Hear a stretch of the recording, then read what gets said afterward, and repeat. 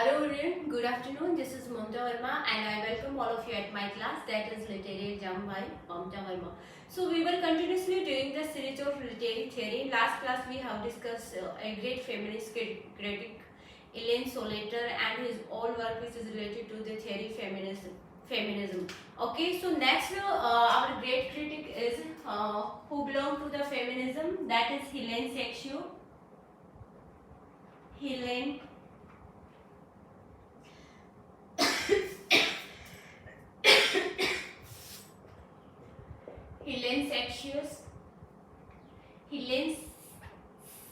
Seixu है Hélène Seixu, okay, and it belong to the French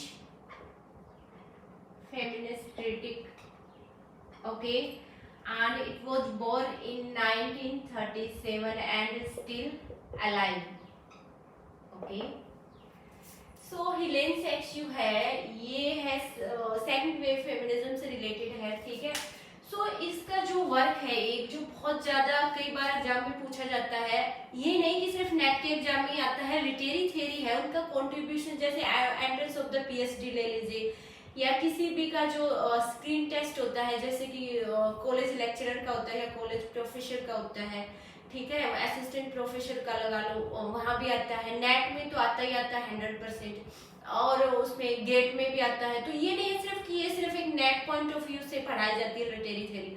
आप अगर आपने मास्टर्स डिग्री की है और अगर आप इनका पेपर जैसे कोई भी एग्जाम में बैठते तो आप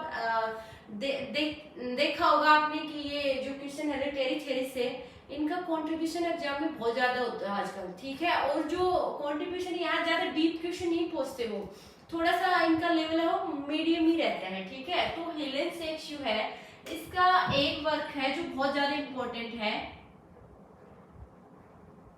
the laugh of the Medusa,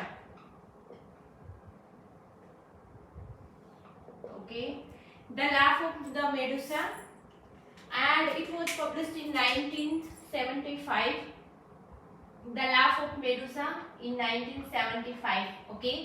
in 1975 में ये फ्रेंच में पब्लिश हुआ था क्योंकि ये फ्रेंच फेमिनिस्ट क्रिटिक थी हिलेन सेक्सू। फिर लेटर क्या हुआ कि इसको ट्रांसलेट किया गया इंग्लिश में, ट्रांसलेटेड बाय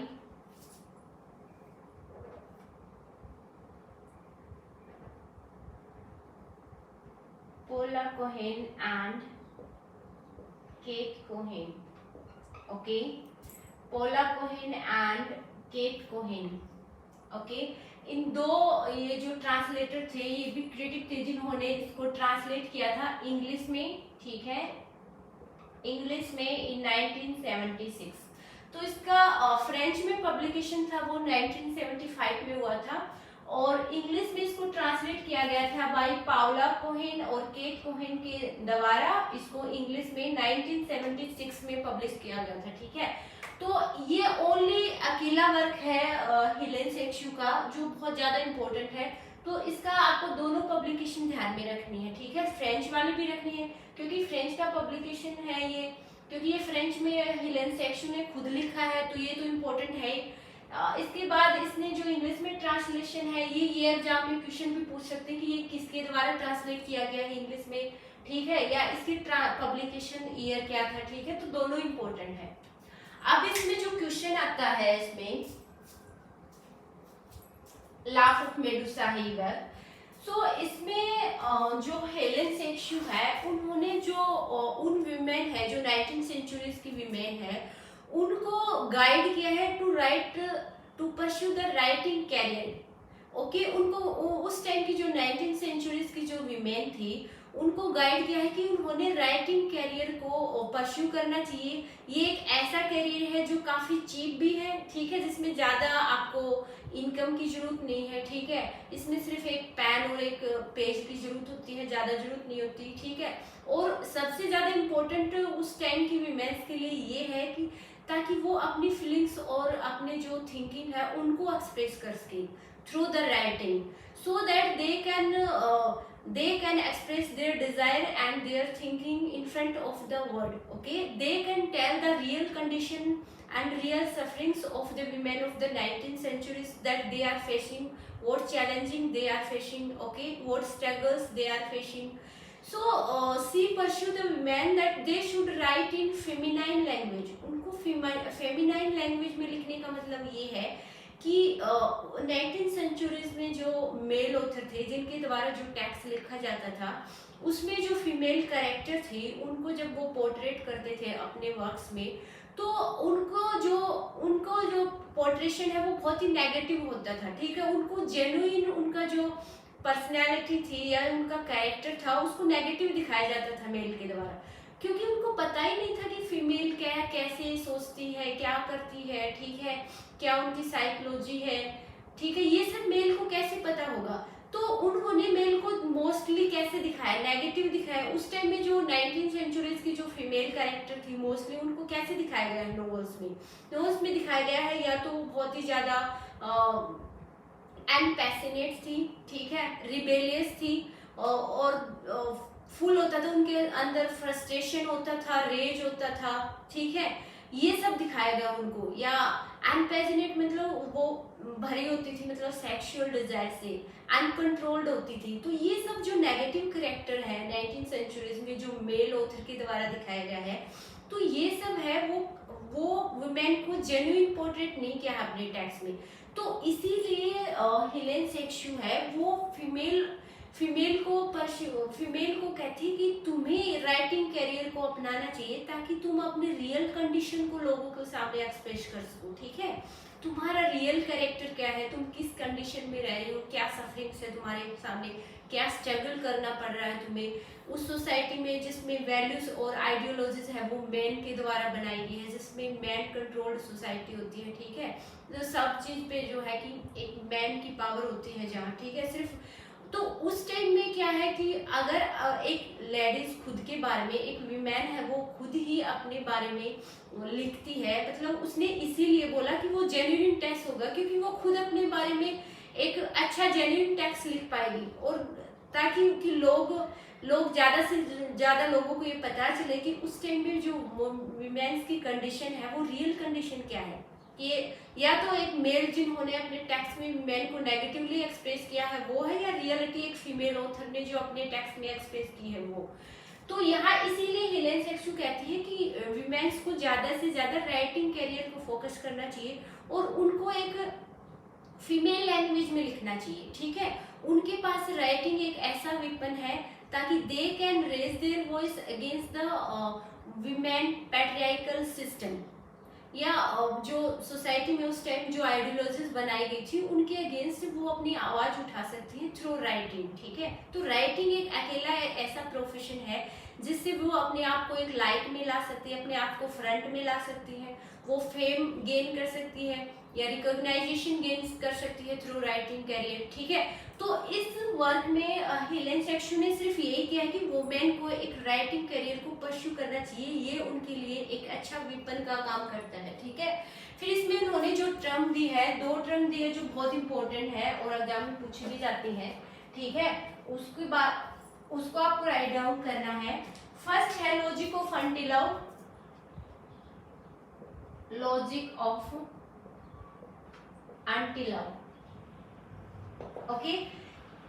इट मीन्स होता है when a woman hates to herself, okay. जब एक विमेन है वो खुद से नफरत करती है, खुद से, इसका लॉजिक ऑफ अंटिलव का मतलब क्या होता है, क्योंकि जो एक विमेन है उस टाइम में जब जो मैन डोमिनेटेड सोसाइटी थी या पैट्रियार्कल सोसाइटी थी, तो उस टाइम में क्या होता था कि विमेन के पास ना कोई राइट्स था, ठीक है, ना वो इतनी एजुकेटेड थी है, ना उनको किसी प्रकार का कोई फ्रीडम था, ठीक है। तो उस कंडीशन में मैन को पावरफुल दिखाया गया था और विमेन को बिल्कुल इंफीरियर, पुअर, अनइंटेलिजेंट, वीक, ठीक है। एंड ये सब उनको ऐसे, और उनका इन्वायरमेंट हो गया था उनके चारों तरफ, क्योंकि ये जो सिस्टम है वो सदियों से कंटिन्यूसली चलता आ रहा था मैन पावर वाला। तो ये जो इंफीरियरिटी की फीलिंग्स है वो विमेन्स की साइकोलॉजी में ऐसे डीपली रूटेड हो गई थी कि वो खुद अपने आप से नफरत करने लगी या खुद अपने आप को इंफीरियर और वीक समझने लगी थी, ठीक है। तो ये था लॉजिको-फंटिलम। अब दूसरा है एक टर्म और है इसकी, ठीक है, एप्टीट्यूड फेमिनाइन। ये बहुत ज्यादा इंपॉर्टेंट है, एप्टीट्यूड फेमिनिन, फेमिनिन। इसका मतलब ये है when a woman right about his own body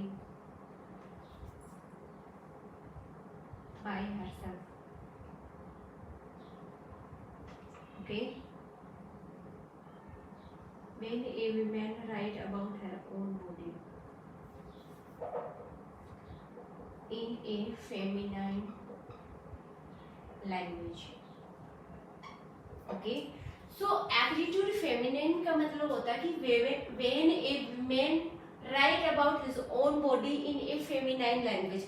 यहाँ बॉडी से मतलब होता है कि खुद की लैंग्वेज में लिखना, ठीक है। फेमिनाइन लैंग्वेज में तो ना खुद की लैंग्वेज में, जो कि एक जेन्युइन है। तो यहाँ उन्होंने एप्टीट्यूड, देखो ये दोनों इंपॉर्टेंट ट्रेंड है और एग्जाम में ये पूछी भी गई है, नेट में तो डेफिनेटली पूछा है इनको, और अदर एग्जाम में भी आप देख सकते हो, क्योंकि ये जो हेलेन सेक्शु का वर्क है बहुत ज्यादा इंपॉर्टेंट है, ठीक है। तो इसमें एप्टीट्यूड फेमिनाइन है when a woman right about his own body in A feminine language.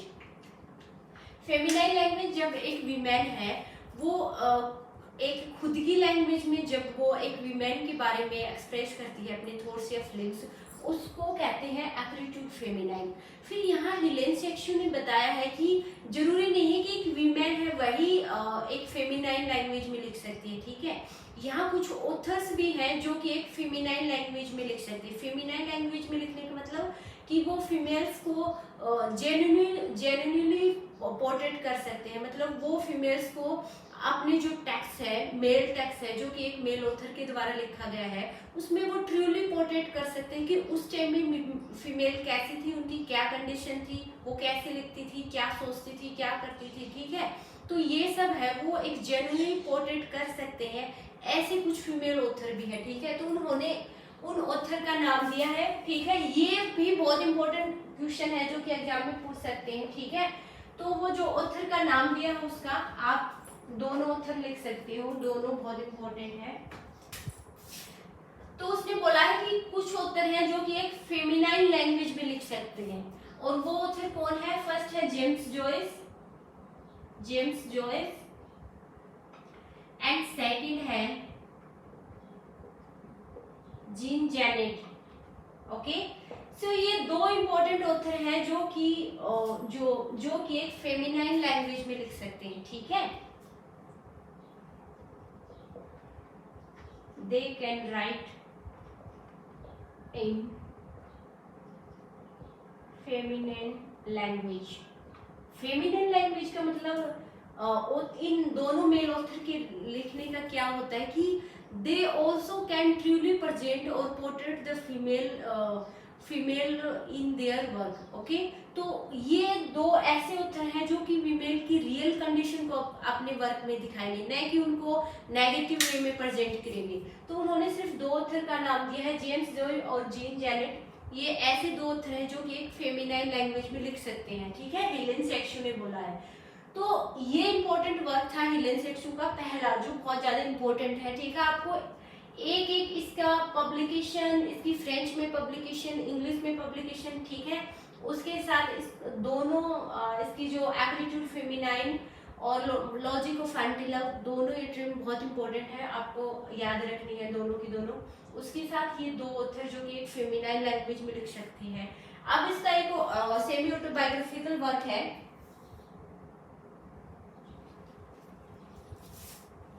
ठीक है। एक सेमी ऑटोबायोग्राफिकल वर्क है, वो भी आपको ध्यान में रखना है।